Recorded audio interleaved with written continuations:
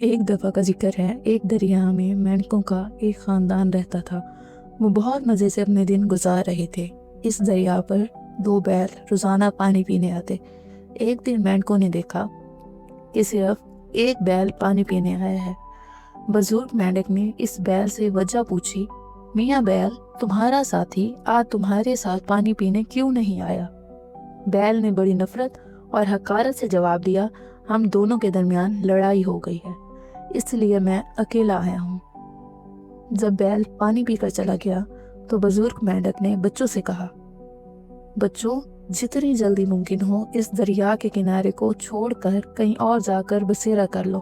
بچوں نے وجہ پوچھی تو بزرگ مینڈک نے کہا، جہاں نا اتفاقی اور دشمنی جنم لے لے وہاں رہنا خطرے سے خالی نہیں۔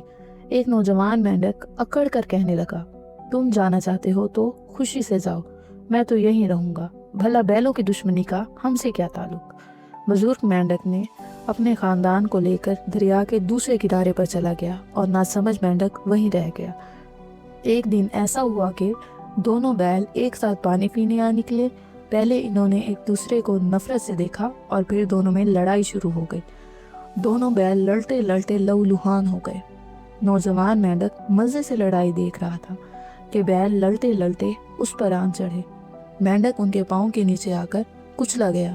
مرنے سے پہلے نادان مینڈک کو بزرگ مینڈک کی نصیحت بہت یاد آئی کہ لڑائی اور دشمنی صرف لڑنے والوں کے لیے نہیں بلکہ وہاں رہنے والوں کے لیے بھی خطرناک ہوتی ہے۔